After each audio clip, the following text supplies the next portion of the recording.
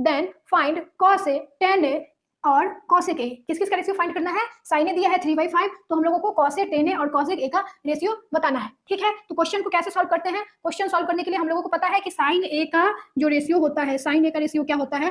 Perpendicular बटा hypotenuse. इसके आगे में हम लोग को क्या दिया गया है? 3/5। ये इस तरह से लिखा जाएगा। ठीक है, ये इसके इक्वल में आ जाएगा। साइन ए कितना? साइन ए क्या होता है? परपेंडिकुलर बटा हाइपोटेनस। चूंकि ये रेशियो में है, अगर हम लोग यहाँ पे करेंगे P रेशियो H अगर लेंगे 3/5 है, तो इसको बिल्कुल ऐसे लिख सकते हैं। ठीक है, ऐसे हम लोग लिख सकते हैं।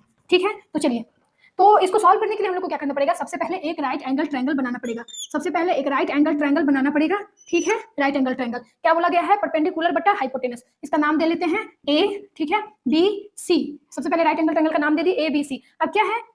साइन ए का वैल्यू निकालना है, तो ए एक्यूट एंगल हमारा क्या है? ए एक्यूट एंगल ए बोला गया है, तो इसके अकॉर्डिंग हम लोग सिलेक्ट करेंगे। तो ए के लिए हमारा परपेंडिकुलर क्या होगा? ए के लिए हमारा परपेंडिकुलर यहाँ पे होगा बीसी। बीसी हमारा क्या होगा? ए के लिए परपेंडिकुलर। और हम लोग का हाइपोटेनस क्या होगा? एसी। हाइपोटेनस क्या होगा? एसी। तो अब देखो भाई, अब क्या है? अब यहाँ से क्या है कि अगर राइट एंगल ट्रायंगल में दो साइड दिया हुआ है, तो थर्ड साइड निकालने के लिए हम लोग क्या करते हैं? तो एक नाम है, सुना सुना सा लग रहा है, एक नाम पाइथागोरस थ्योरम। सुना सुना सा लग रहा होगा, क्या लग रहा होगा?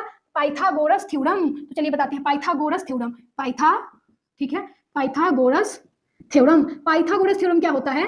पाइथागोरस थ्योरम क्या कहता है? थोड़ा सा टेढ़ा हो गया, थोड़ा सा रुक है। ठीक है, ए बी हमारा क्या है? नहीं पता है, तो यहाँ पे ए बी ही लिख देते हैं। ठीक है, एसी क्या है? 5 का होल स्क्वायर माइनस बीसी कितना है? 3 का होल स्क्वायर। ठीक है, तो a b square equal to कितना? 5 का स्क्वायर हो जाता है 25 माइनस 3 का स्क्वायर हो जाता है 9, और a b square equal to आ जाएगा 25 में से 9 माइनस करेंगे तो 16 आ जाएगा। अब ये ए बी क्या करेगा? इसको स्क्वायर दे देगा, ये किस में तब्दील हो जाएगा?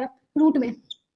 तब यहाँ से इसका वैल्यू आ जाएगा 4। यहाँ से इसका वैल्यू क्या आ जाएगा? 4। ये 4 हम लोग को ए बी साइड आ गया है। ठीक है, ए बी निकल गया है कितना? 4। तो अब हम लोगों के पास राइट एंगल ट्रायंगल का तीनों साइड है। तो अब हम लोग क्या कर सकते हैं? सबसे पावरफुल हम लोग हो चुके हैं, और अब हम लोग क्या कर सकते हैं? जो रेशियो हम लोगों से पूछा गया है, सारा रेशियो फाइंड आउट कर सकते हैं। तो कौन कौन सा रेशियो पूछा गया हमसे? cos a कितना होता है बाबूलाल? cos a बच्चा कितना होता है? cos a हो जाता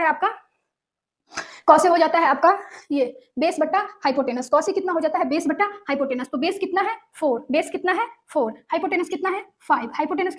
5। ठीक है, अब क्या पूछा गया है? tan a कितना हो जाता है हमारा? tan a हमारा आ जाता है परपेंडिकुलर बट्टा बेस। परपेंडिकुलर कितना है? 3। बेस कितना है? 4। तो लिख देंगे 3/4। अब क्या बोला गया है?